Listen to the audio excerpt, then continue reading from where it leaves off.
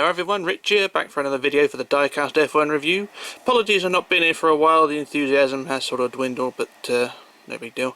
Anyway, this is the Toyota TF104 from the 2004 Formula 1 World Championship, and in the car, I believe, yep, is Olivier Panis. Now the TF104, this thing of course, started off, of course, the 2004 season on the back of a fairly successful 03 season, I would say. At least it's an improvement over 2002. A handful of points scored between both drivers, Panis and Matta, in 03. Led to what was thought to be a more successful 04, but sadly things did not go to plan. They only scored 9 points throughout the whole season, and I don't think any position's better than 6th. Both drivers left before the end of the season. Panis decided to retire and focus on a testing role, and Cristiano Matta was unceremoniously dropped. In my opinion, kind of like what Red Bull do today, if you know what I mean. Toyota putting all the blame on the drivers and not seeing the problems that they make themselves, but there we go, that's history for you. Don't join Formula 1. But yeah, I think Toyota is one of those teams that sort of joined Formula 1 at the wrong time. It was also the era when the manufacturers, i.e. Toyota, Renault, Honda, BMW, and a few others as well, I'd imagine, tried to turn Formula 1 into a manufacturer sport rather than constructors. Teams are being taken over and the big manufacturers wanted their say. And yeah, it ultimately bit them up the ass eventually in 09 when they all fucked off. Yeah, that's how things go. 2004 was, I would say it was a pretty good season in terms of viewing figures. Well, not viewing figures, but to watch, compared to say 2019, 2018. Formula 1 is bloody dire now. I know Ferrari at the time dominated the whole sport, but there was one extra element that Formula 1 had at that time. I won't let you know what it is, but I know what it is. Yes, but it's something that Formula 1 doesn't have anymore. But yeah, 2004, in my opinion, not a bad season. Not memorable in terms of the championship fight, but racing and all things like that. Plus, he had the noise as well. There's also 2004 was the first year, or was it the second year or the first year? I know in 03 they brought in the engines for race and, well, basically the whole weekend engine. I think 04 they expanded on that to bring in engines for, was it 2 weekends? Or was it still just the 1 weekend? I can't really remember what it was. But yeah, I think they're experimenting with that one. And I think 2004 was the last year where the V10 was able to push its ultimate. I think 19,000 RPM, nearly 1,000 horsepower. I think 2005 the speeds of the cars were reduced slightly because of the aerodynamics in the tyres, but that was that. 2004 I think was the last year where the cars were actually able to push to the ultimate limit. Now, enough about the car, well, enough about the season. The car itself was put together by Gustav Brunner, who's well known for building cars, back of the grid cars, front of the grid cars. I don't think he ever won a championship though with his design, but I think he put together the 02, 03 and 04 cars with little success, and eventually 2004 was sort of the beginning of what would be the Mike Gascoigne era, with him coming in and redesigning everything. With then 2 new drivers for 05 as well, Trulli and Ralf Schumacher. Although Trulli, to be honest, did start the season, finish off the 04 season in the 04 Toyota. He'd been dropped by Renault and was put in the Toyota. He was also alongside Ricardo Zonta as well, who's also been in to replace, was it Matta or was it Panis? I can't remember which way around they were, but he had Trulli and Zonta in the car at the end of the season. Also, the car was upgraded to a B-spec as well. Now, enough about the car and the season and all things like that. I have been told that I waffle on and people are not interested in the waffling, but I'm here and I am waffling. Right, so onto the model itself. The model is actually in a Toyota branded box, as you can tell. Very nice box it is as well. You've got the Toyota TF104 Panis thing there, and also got a Toyota shiny thing there as well, which looks quite good. You've got around the box as well. Stands out, this box. I mean, compared to the rest of the Minichamps branding, it's all white, whereas Minichamps is majoritarily black. So yeah, that's the car in the box. I've also got this delivered today, F1 class or F1 car collection Toyota TF104 as well. I will get onto that as well in a bit, but I'll focus on the big one at the moment. So what we're going to do, I'll do a quick jump cut while I get this out of the box, and then we'll move on. So back in a mo.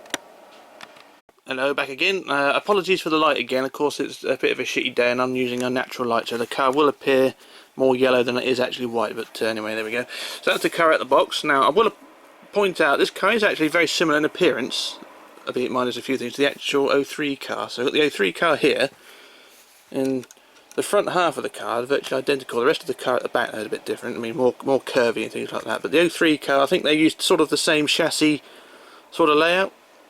But that's no big deal. So I'll get rid of the 03 car because this is just it's not really a model of quality because it's a bit of a wreck. I'll eBay that one. But yeah, here's the 04 car out the box. And overall, it's a very nice looking car as well. One thing I did point out with the 04 car that I didn't mention is the half-arse shark fin. 2004 was the first year of this sort of square, boxy, mandatory flange on the rear of the car. And it's still in today. Now, in my opinion, today it is not needed. It just makes the car look ridiculous, and because this was brought in for sponsors to fill this gap. But of course, 2019. Formula 1 doesn't have sponsors anymore, apart from a couple of teams. It's just a place to put the team logo, really.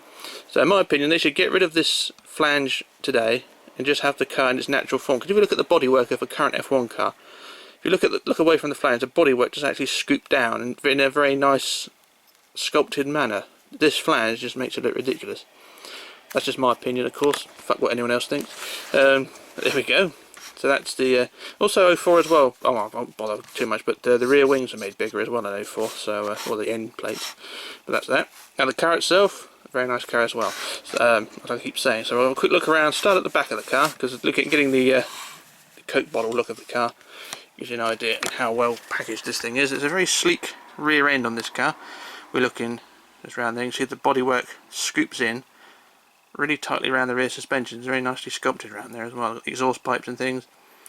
Got the rear body scoops all the way up to the rear wing. And then we'll look through the rear wing. Got the rear wing looking, the bottom of the rear wing is very sculpted as well. Although I'm not getting very good on camera. And all the little up scoots as well. And on the bad looking car. Now the scoops on this car, these side scoops are actually moulded into the body. These are not plastic, these are actually proper metal. So these side flanges, so that's something you don't often get on these Minichamps models, because sometimes, usually these are separate pieces, but Minichamps have done a good job with that one. Now a quick look around for the front of the car. I would apologise on being a bit rough-handed with this one. The suspension's a bit wonky on this one. It's stiff, but it's sort of towed in a bit too much, so that's a bit of an issue there, but never mind. A quick look around the nose of the car. And I really do admit, I really do like the raised nose cars of the past. The lower noses of today, with the thumb at the end, just look ridiculous. There we go. So look around the bodywork. No barge boards on this thing. It does have scoops around the splitter.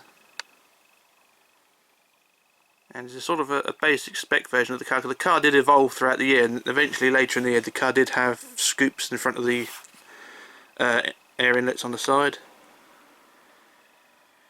And yeah, the car not too bad. If we look at it nose on, we sort of get an idea of the sculpting of the side pods. And so they're not sculpted as such, but over the top though, the car is sort of more scooped around the top there. Opposite to Ferrari, because Ferrari underscooped their air inlets, but the sides on the tops here, quite nicely done. Now we look around the other side again, and it's non-symmetrical colour scheme as well. So you've got different red splats all over the place. And they don't look too bad. And we'll go on the inside of the cockpit. I've just got in the way of the light so we can't see it very well, but there's the steering wheel going out of focus. And damn it, don't look too bad. And yeah, it's not a bad car. I really would recommend this one. I mean, in the box it stands out because of the colour scheme of it all. And apologies once again for the lighting. You know, the car does make the car look yellow. And there we go, but overall, the car is not bad. I'm running out of battery on this thing, on this camera. A real pain in the ass, that. Never mind. So that's the Minichamps version. I do have the F1cc version. I've just put this to one side. This was delivered today, and it's just cracked the box. Yeah, the F1 Classic Car Collection, or F1 Car Collection rather, not Classic Car. Now this thing, I thought it looked quite good on the pictures, but overall I think it looks a bit, well, it's not shite in my overall, but if you look at the nose side on, you can see the nose is really too high, and the front wing is too high as well, and that kind of detracts from the overall look of the car. From the pictures in the boxes, or not in the box, but in the magazines and online, the car looks fine. I mean, look at it at that angle, it looks amazing. You look at it from the nose perspective, and it just looks weird. So it's a bit of a downer on that one. I mean, it does lose points a little bit, but the rest of the car, the paint scheme, the way it's put together, it looks fine. Really nice model, that one. Now I do have almost a full collection of the F1cc, so I may do a review of those. And yeah, there's a slightly different spec of aerodynamics as well. The rear wing, lower rear wing is slightly different.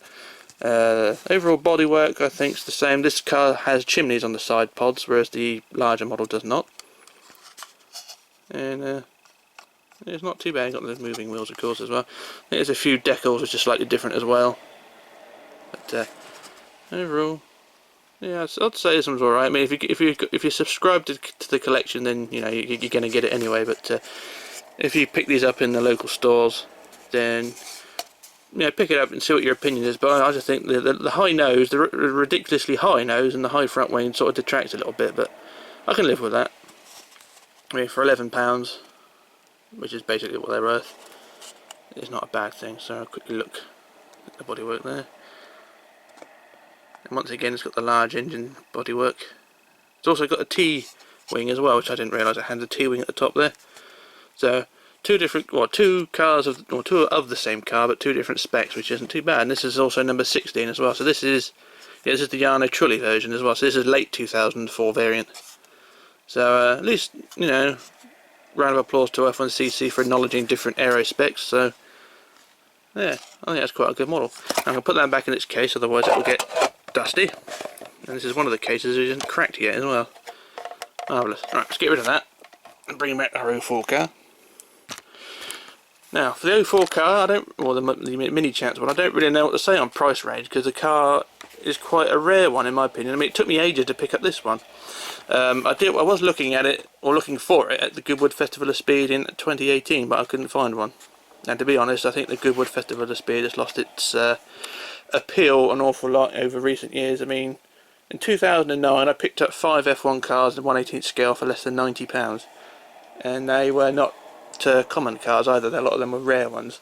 And in 2018 I couldn't pick up one car for less than £90, so yeah, I think people are starting to see a problem coming up. I will probably try and do a video about the state of eBay at the moment and the online sellers of these cars. They seem to be taking the piss a little bit when it comes to the price. But yeah, that's for another discussion. Also Facebook as well, they seem to be overpricing their cars as well, but oh, never mind. But the overall price of this thing I don't really know. I think I paid about £15–20 for this thing. It's not an expensive model when I bought it. Could have buy it now, but that's no big deal. But I think overall, if you can get this thing for less than £30, you're doing quite well. I mean, most of the sellers on eBay now are just either dealers or people who fancy their chances with selling something like this at a silly price. So I think the lower the price you can sort of see a starting bid at, then you sort of just go for it, just go in and see what you can get. But anyone selling it above £40 at a start is sort of asking a bit too much. I don't really know what else to say about the price on that one. But overall, I'd say get this car because it is a really nice looking model, and it does stand out in the box. I mean, I expect that there are box standard versions as well, which come in a normal Minichamps box. But this is one I picked up because it looks good in the white box. I think all Toyotas as well actually come in that box as well. I know my brother's got the 03 car with the same box. So yeah, I've got the 03 car as well, but that doesn't have the Toyota box. I've actually got the 05 car as well, but that doesn't have the Toyota box, so maybe I'm getting a bit wrong there. I know the 03 and 04 cars did. I think it depends on where they're sold. I imagine these are sold in the Toyota dealerships, so maybe that's what it's all about. So yeah, it's something for that. But anyway, I think we'll have to let it go now. The camera's starting to run out of battery. So yeah, sorry for me rabbiting on. This is not been a great review because I've had lost enthusiasm over the past few months, but hey ho, there we go. So I think we'll leave it at that. So this is Rich signing off, logging off, disappearing, and I shall return soon, so bye for now.